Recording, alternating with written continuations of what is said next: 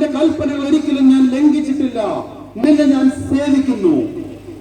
പ്രിയമുള്ളവരെ, തമ്പുരാന്റെ സന്നിധിയിൽ പോലും നാം പറയാറില്ല, ദൈവമേ ഞാൻ പള്ളിയിൽ വരുന്നു, പ്രാർത്ഥിക്കുന്നു, ദശാംശം കൊടുക്കുന്നു, നേർച്ചയിടുന്നു, ദാനധർമ്മങ്ങൾ ചെയ്യുന്നു, എന്നിട്ടും എനിക്ക് പ്രതിസന്ധി എന്ന് ചോദിച്ചിട്ടില്ലേ?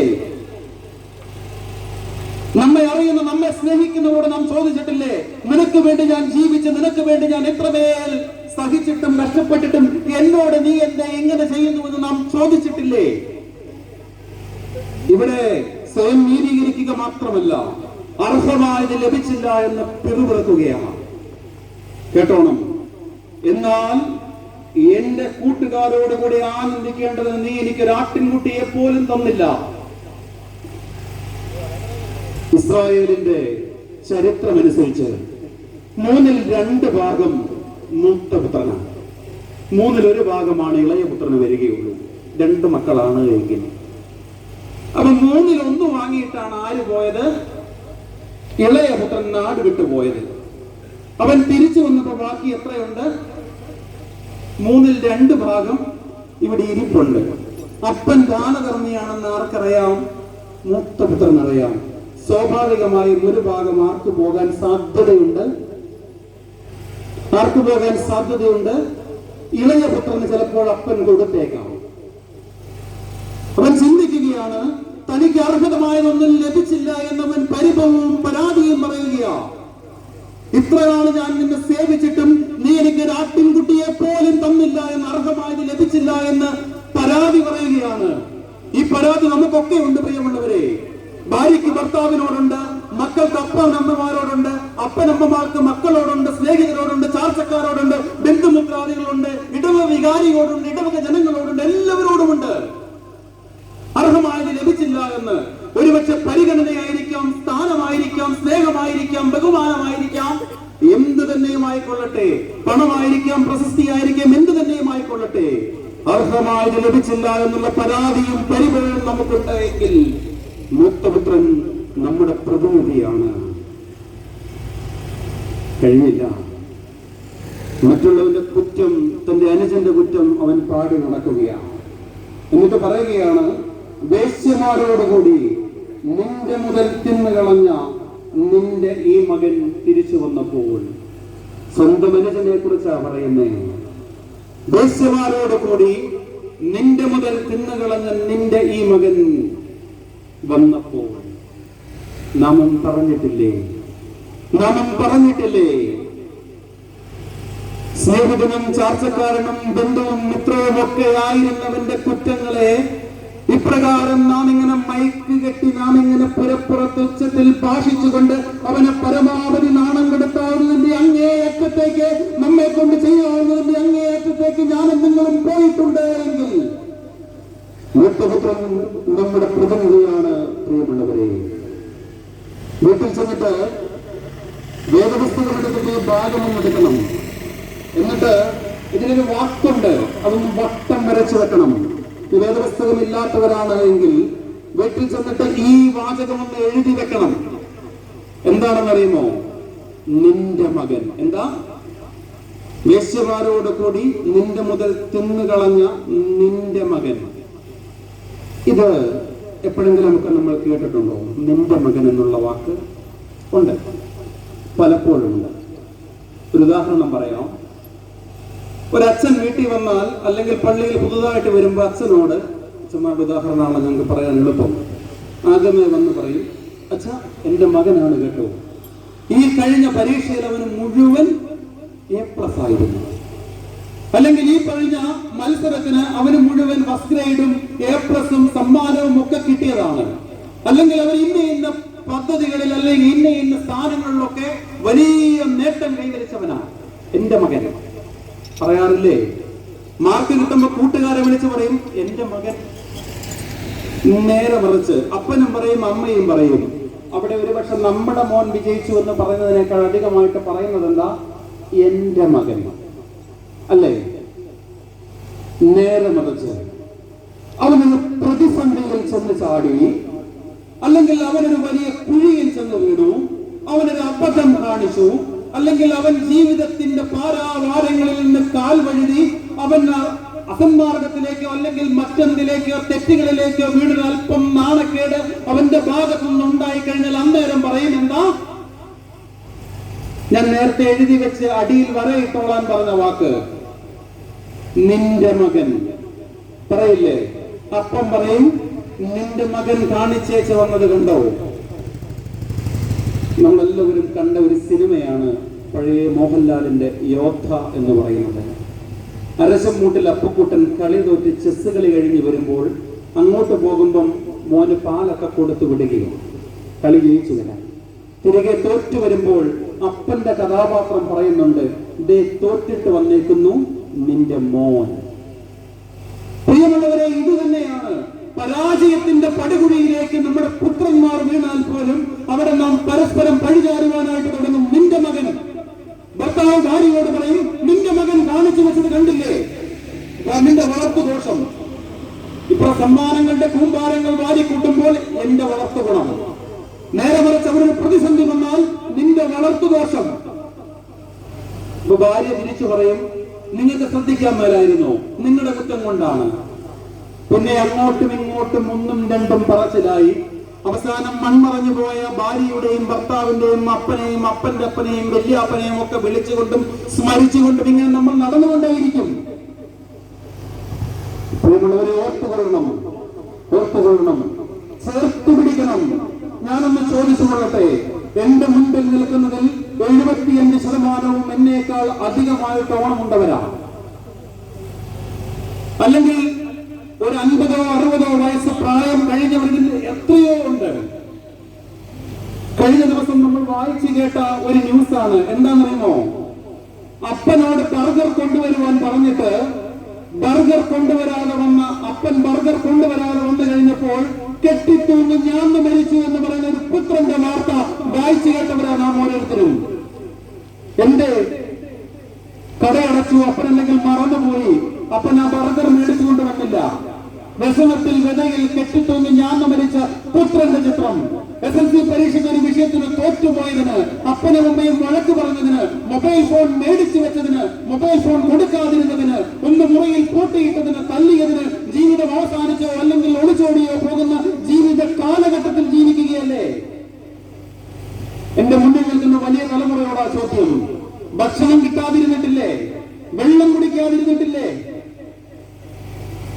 ഇല്ല എന്ന് പലപ്പോഴും മറ്റുള്ളവരെ കാണിക്കാതെ മുണ്ട് മുറുക്കിയെടുത്ത് മോൻ കഴിച്ചോ, അമ്മയ്ക്ക് വിശപ്പില്ല, അപ്പന് വിശപ്പില്ല എന്ന് പറഞ്ഞ് മക്കളെ ഊട്ടിയിട്ടില്ലേ? നിങ്ങളുടെയൊക്കെ ചെറുപ്പത്തിൽ ഒരു നേരത്തെ ഭക്ഷണത്തിന് വകയില്ലാതെ പലപ്പോഴും പലരുമെങ്കിലും ഒരു ദിവസമെങ്കിലും ഇല്ലാതിരുന്നിട്ടില്ലേ? ഉച്ചക്കില്ലെങ്കിൽ വൈകിട്ട് കിട്ടുമെന്നുള്ള പ്രതീക്ഷയിൽ ജീവിച്ചിരുന്നിട്ടില്ലേ? എന്റെ ആരും അത്താഴമുണ്ടാക്കുന്നതിന്റെ പേരിൽ മരിക്കുവാൻ പോയില്ല. മലവെള്ളപ്പാച്ചിൽ വന്നാലും മലയിടിഞ്ഞു വീണാലും കഥകടച്ചേരെ പൊടി കയറണ്ട എന്ന് പറയുന്ന ധൈര്യം നിങ്ങളുടെ കുഞ്ഞുങ്ങൾക്കും കൊച്ചുമക്കൾക്കും ഇല്ലാതെ പോയി. ചേർത്ത് പിടിക്കണം പ്രിയമുള്ളവരെ. അവന്റെ വീഴ്ചയിലും വിതയിലും അവനെ ചേർത്ത് പിടിച്ച് എന്റെ മകൻ നമ്മുടെ മകൻ എന്ന് അവനോട് ചേർത്ത് പിടിച്ചെന്ന് പറഞ്ഞാൽ അവൻ ജീവിതത്തിന്റെ പ്രതിസന്ധിയിൽ വീണു പോവുകയില്ല. ഓർത്തുകൊള്ളണം, കഷ്ടപ്പെടാത്തത് നഷ്ടപ്പെട്ടു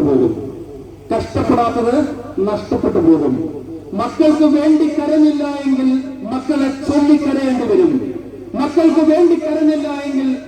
ചൊല്ലിക്കരയേണ്ടി വരും. നിന്റെ മകൻ എന്ന വേർതിരിവ് എവിടെയും ഉണ്ടാകരുത്. അവൻ ജയിച്ചാലും തോറ്റാലും നമ്മുടെ മകനെന്ന് മനസ്സിലും ചിത്രത്തിലും അവന്റെ ബോധവൈകാരിക മണ്ഡലങ്ങളും എഴുതി വെക്കുവാനായിട്ട് സാധിക്കണം. പ്രിയമുള്ളവരെ, വിഷയത്തിൽ അല്പം തന്നെ മാറിപ്പോയി. എന്നിരുന്നാൽ തന്നെയും ഓർത്തുകൊള്ളണം, ഈ മൂത്തപുത്രന്റെ സ്വഭാവ ഗുണങ്ങളെ കുറിച്ച് അല്ലെങ്കിൽ അവന്റെ ക്യാരക്ടറിന് ഇപ്രകാരമാണ് ഞാൻ വരച്ചു കാണിച്ചത്. സ്വന്തം ഭവനത്തിലെ ആഘോഷം വേലക്കാരോട് ചോദിക്കുന്ന, രഹസ്യത്തിൽ കാര്യങ്ങൾ അറിയുവാൻ ശ്രമിക്കുന്നവന്റെ പ്രതിനിധിയാണ് മൂത്തപുത്രൻ. അനുജന്റെ വരവിൽ കോപിക്കുന്നവനാണ് മൂത്തപുത്രൻ. പിതാവിനോട് കോപിക്കുന്നവനാണ് മൂത്തപുത്രൻ. അർഹമായത് ലഭിച്ചില്ല എന്ന് പരാതി പറയുന്നവരാണ് മൂത്തപുത്രൻ. സ്വയം നീതീകരിക്കുന്നവനും മറ്റുള്ളവന്റെ കുറ്റം പാടി നടക്കുന്നവനുമായിരുന്നു ഈ മൂത്തപുത്രൻ. ചോദ്യം ഒന്നുകൂടി ചോദിക്കുകയാണ്, ആരാണിതിൽ മൂത്തപുത്രൻ? ഉത്തരം പറയുന്നില്ല. നമ്മോട് തന്നെ ഒന്ന് ചോദിക്കണം, ഇതിൽ ആരാണ് ഞാൻ? ഇപ്രകാരം അനുജന്റെ വരവിൽ കോപിച്ച് രഹസ്യത്തിൽ കാര്യങ്ങൾ അറിയുവാൻ ശ്രമിച്ച് മറ്റുള്ളവന്റെ കുറ്റം പാടുകൾ നരകമായി ലഭിച്ചില്ല എന്നുള്ള പരാതിയും പരിഭവം പറയുന്നവന്റെ കൂട്ടത്തിലാണോ? അല്ല എങ്കിൽ പറ്റിയ തെറ്റിനെ ഓർത്തുകൊണ്ട് പിതാവിന്റെ പാതാരബിന്ദുകളെ കണ്ണുനീർ തുള്ളികൾ കൊണ്ട് കഴുകി തിരിച്ചു വന്ന ഇളയ പുത്രനാണോ ഞാനെന്ന് തമ്പുരാന്റെ കൂടെ ഒരുമിച്ച് വലതുവശത്തായിട്ടും മരിച്ചിട്ടും ഇന്ന് പറദീസായിൽ നീ എന്നോട് കൂടെ ഇരിക്കുമെന്ന് പറഞ്ഞിട്ടും വലതുവശത്ത് കുരിശിക്കപ്പെട്ടവനെ നാം ഇന്നും വിളിക്കുന്നത് കള്ളനെന്നല്ലേ? മഗ്ദലന മറിയം നമുക്ക് ആരാണ് പ്രിയമുള്ളവരെ? നമുക്ക് തിരിച്ചു നടക്കാം, നമുക്ക് തിരിച്ചു നടക്കാം. ഈ പെരുന്നാൾ നമുക്ക് തരുന്ന സന്ദേശം അത് തന്നെയാണ്. ആ ഇളയ പുത്രനെ പോലെ നമുക്ക് നമ്മുടെ തെറ്റുകളെ തിരിച്ചറിഞ്ഞുകൊണ്ട് അത് കുടുംബത്തോട് ചെയ്തതാണ് എങ്കിൽ, മക്കളോട് ചെയ്തതാണ് എങ്കിൽ, അപ്പനോട് ചെയ്തതാണ് എങ്കിൽ, അമ്മയോട് ചെയ്തതാണ് എങ്കിൽ, സമൂഹത്തോടോ ഇടവകയോടോ ദേശത്തോടോ ചാർച്ചക്കാരോടോ ബന്ധുമിത്രാദികളോടോ ചെയ്തതാണ് എങ്കിൽ നമുക്ക് തിരിഞ്ഞു നടക്കാം. ഇളയ പുത്രനെ പോലെ അവനവന്റെ തെറ്റുകളെ ഒന്ന് സമ്മതിച്ച് വിട്ടുവീഴ്ചയുടെ മനോഭാവത്തിന്റെ ഒരു അല്പമെങ്കിലും കാണിച്ചുകൊണ്ട് നമുക്ക് തിരികെ നടക്കാം. ഇങ്ങനെ തിരികെ നടത്താൻ മാത്രമാണ് നമ്മുടെ പെരുന്നാളുകൾക്കും നമ്മുടെ നേർച്ചകൾക്കും നമ്മുടെ കാഴ്ചകൾക്കുമൊക്കെ മറുപടി ഉണ്ടാവുകയുള്ളൂ. എങ്കിൽ മാത്രമാണ് പ്രിയമുള്ളവരെ നമ്മുടെ ജീവിതത്തിന് അർത്ഥമുണ്ടാവുകയുള്ളൂ. നമുക്ക് ന്യായങ്ങൾ പറയുവാനായിട്ട് ഒത്തിരിയുണ്ട്. എന്തൊക്കെ പറയാം? ഇന്ന കാരണങ്ങളായിരുന്നു, ഇന്ന സാഹചര്യങ്ങളായിരുന്നു ഒക്കെ പറയാം. പക്ഷെ ഒരു ന്യായങ്ങൾക്കും അപ്പുറത്ത് ഇതിനെയെല്ലാം ക്ഷമിച്ചുകൊണ്ട് ചേർന്ന് നിന്ന് മുമ്പോട്ട് പോകുവാനായിട്ട് പ്രിയമുള്ളവരെ നമുക്ക് സാധിക്കണം. തിരിച്ചു നടക്കണമെങ്കിൽ പ്രാർത്ഥനയിൽ ബലപ്പെടണം, പ്രാർത്ഥനയിൽ ശക്തിപ്പെടണം. 4-ാം നൂറ്റാണ്ടിന്റെ അവസാനം 5-ാം നൂറ്റാണ്ടിന്റെ ആരംഭത്തിൽ ജീവിച്ച അഗസ്റ്റിൻ ഓഫ് ഹിപ്പോ, അദ്ദേഹത്തിന്റെ കഥ നമുക്കറിയാം. 12-ാമത്തെ വയസ്സിൽ കാർത്തേജിലേക്ക് പോവുകയും മാണിക്യൻ വിശ്വാസങ്ങളുടെയും അതുപോലെ തന്നെ മറ്റ് കൊള്ളരുതായ്മകളുടെ ഒക്കെ അങ്ങേ അറ്റത്ത് ചെന്ന് പതിക്കുകയും ചെയ്ത ഒരു ചെറുപ്പക്കാരൻ. അവിടെ നിന്ന് അമ്മയുടെ പ്രാർത്ഥനയാൽ അവൻ തിരികെ വരികയും സെന്റ് അഗസ്ത്യാനോസ് എന്ന് പറയുന്നത് പിതാവായി തീർന്നു. സെന്റ് അഗസ്റ്റിൻ ഓഫ് ഹിപ്പോ എന്ന ബിഷപ്പായി തീർന്ന കഥ നമുക്കറിയാം. ആ കഥയിൽ അദ്ദേഹം പറയുന്നുണ്ട്, അദ്ദേഹത്തിന്റെ പിന്നീടുള്ള എഴുത്തുകളിൽ പറയുന്നുണ്ട്, എന്റെ അമ്മയുടെ മുലപ്പാലിനോടൊപ്പം ഞാൻ ക്രിസ്തുവിന്റെ നാമവും പാനം ചെയ്തതിനാലും അതെന്നിൽ നശിക്കാതിരുന്നതിനാലും എനിക്ക് തിരിച്ചു വരുവാൻ പറ്റിയെന്ന്. ഇങ്ങനെ തിരിച്ചു വരണമെങ്കിൽ വിശ്വാസം നമ്മുടെ ഉള്ളിൽ ഉണ്ടാകണം. അതിനെ ഓർമ്മിപ്പിച്ചതുപോലെ ഓരോ ഓർമ്മപ്പെരുന്നാളും ഒരു ഓർമ്മപ്പെടുത്തലാണ്. ആ പരിശുദ്ധൻ അല്ലെങ്കിൽ ആ വിശുദ്ധ എപ്രകാരം ദൈവസന്നിധിയിൽ ജീവിച്ചോ അതുപോലെ തിരിഞ്ഞു നടക്കുവാനായിട്ട് നമ്മോട് ആവശ്യപ്പെടുന്നുണ്ട്. പ്രിയമുള്ളവരെ, ഈ സന്ധ്യയിൽ ഈ പെരുന്നാളിൽ സംബന്ധിക്കുന്നവരും എന്നെ കേൾക്കുന്ന ഏവരുമേ നമുക്കും തിരിച്ചു നടക്കാം. ആ ദൂർത്തപുത്രനെ പോലെ അല്ല എങ്കിൽ നമ്മെ കാണിച്ചു തന്ന നമ്മുടെ പൂർവ്വ പിതാക്കന്മാർ നമുക്ക് കൈമാറി തന്ന വിശ്വാസത്തിന്റെ ശ്രേഷ്ഠതകളുടെ ആ ദീപത്തെ ഒരു മൺചിരാതായെങ്കിലും അണഞ്ഞു പോകാതെ തലമുറകളിലേക്ക് കൈമാറി ദൈവസന്നിധിയിലേക്ക് നമുക്ക് തിരിച്ചു നടക്കാം. എങ്കിൽ മാത്രമേ നമ്മുടെ പെരുന്നാളുകൾ അർത്ഥമാവുകയുള്ളൂ. എങ്കിൽ മാത്രമാണ് നമുക്ക് തിന്മയെ മറികടക്കുവാനും നമ്മുടെ മുൻപിൽ കിടക്കുന്ന പാപത്തെ മറികടന്ന് ദൈവസന്നിധിയിൽ ഹാബേലിനെ പോലെ നിർമ്മലയാഗം കഴിക്കുവാനും സാധിക്കുകയുള്ളൂ. തമ്പുരാൻ എന്ന് പറഞ്ഞിട്ടില്ലേ, നിന്റെ സഹോദരന് നിന്നോടെന്തെങ്കിലും ദേഷ്യമുണ്ട് എങ്കിൽ നിന്റെ വഴിപാട് ദേവാലയത്തിങ്കൽ വെച്ചിട്ട് അവനോട് പോയി നിരപ്പാകുക, എന്നിട്ട് വന്നിട്ട് ബലിയർപ്പിക്കുക. പ്രിയമുള്ളവരെ, നിരപ്പിലേക്ക് വിശുദ്ധിയിലേക്ക് നടന്നു നീങ്ങുവാനായിട്ട് നമുക്ക് ഇടയാകട്ടെ. ആയൊരു പരിശുദ്ധന്റെ മധ്യസ്ഥത നമുക്ക് കാവലും കോട്ടയുമായി തീരട്ടെ എന്ന് പ്രാർത്ഥിക്കുകയും ആശംസിക്കുകയും ചെയ്യുന്നു. ദൈവം തമ്പുരാൻ നിങ്ങളെ ഏവരെയും സമൃദ്ധിയായിട്ട് അനുഗ്രഹിക്കട്ടെ. ആമേൻ. ഒരു വാക്ക് നന്ദി കൂടെ പറഞ്ഞുകൊള്ളട്ടെ. ഇന്നരായ വൈദിക ശ്രേഷ്ഠരോടും ഈ ശബ്ദവിന്യാസത്തിൽ എന്നെ കേട്ടുകൊണ്ടിരുന്ന എല്ലാവരോടുമുള്ള ഇടവകയോടും ദേശത്തോടും ദേശനിവാസികളോടും ഇടവകയുടെ ഭരണസമിതിയോടും ഒക്കെയുള്ള നന്ദിയും സ്നേഹവും ഒറ്റ വാക്കിൽ അറിയിക്കുന്നു. തമ്പുരാനേവരെയും സമൃദ്ധിയായിട്ട് അനുഗ്രഹിക്കട്ടെ. ആമീൻ.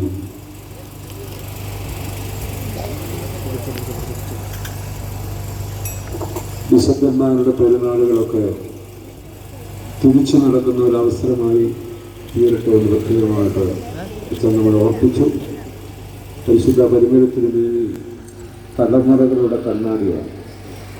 എൻ്റെയും നിങ്ങളുടെയും ജീവിതം ആ വിശുദ്ധൻ്റെ ജീവിതവുമായി താരതമ്യം ചെയ്യുമ്പോൾ നമ്മുടെ ജീവിതത്തിൽ കുറവുകളും പോരായ്മകളും നമ്മൾ കണ്ടെത്തുവാനായിട്ട് സാധിക്കും. പരിമളത്തിന് വേണ്ടി പെരുന്നാൾ നമ്മുടെ ഇടവഴിക്കും ഈ ദേശത്തിനും ഈ നാടിനും മുഴുവനും അനുഗ്രഹത്തിന് മുഖാന്തരമായി തീരട്ടെ. തിരുമേനിയുടെ മധ്യസ്ഥത നമുക്ക് ഏവർക്കും കോട്ടയായി തീരട്ടെ എന്ന് പ്രത്യേകമായിട്ട് പ്രാർത്ഥിക്കുക.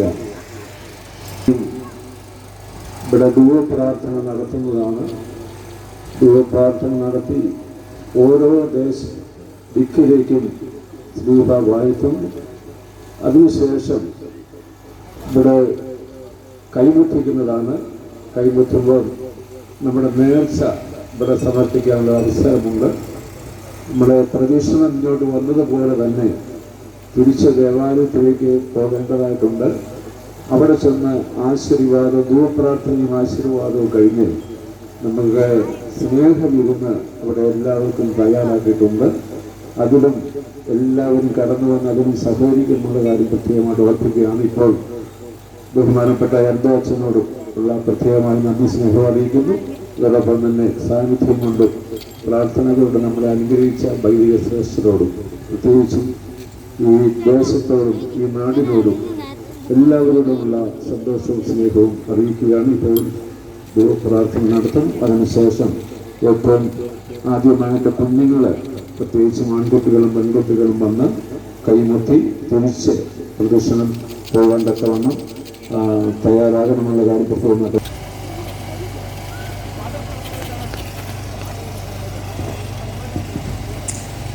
നീതിമാന്മന പോലെ വളർത്തിടുമേ. ഹല്ലേലൂയ.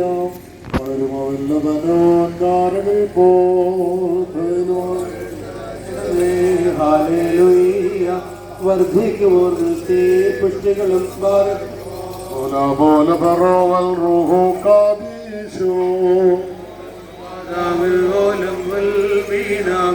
ഒരു പോലിംഗം മോർ ഗ്രിഗോറിയോ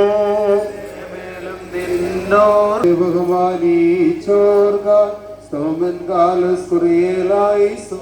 ഭാഗ്യം നബിയർക്കും ഭാഗ്യം സ്നേഹർക്കും ഭാഗ്യം സഹദേർക്കും പുനരുദ്ധാനദിനേ വാർക്കും കാൺമാൻ സഹദേർ വാളാൽ ചിറകുകൾ പോ ഉന്നതവാദമേറി മുറിയോറാകെ മേലെ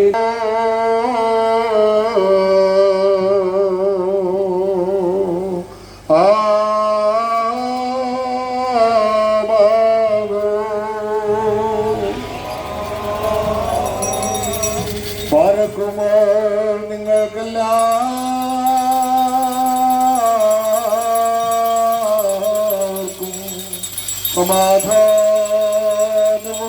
സമാധാനമുണ്ടായിരിക്കട്ടെ. ഈ ദേശത്തെയും ദേശനിവാസികളെയും പരിശുദ്ധരായ നിർമ്മലത്തിനുവേണ്ടിയുടെ മധ്യസ്ഥതയായി സർവശക്തൻ വാഴ്ത്തി അനുഗ്രഹിക്കുമാറാകട്ടെ.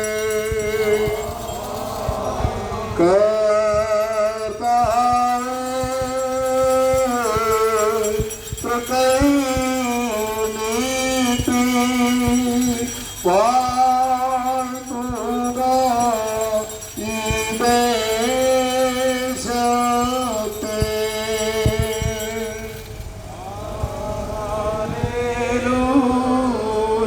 Hallelujah.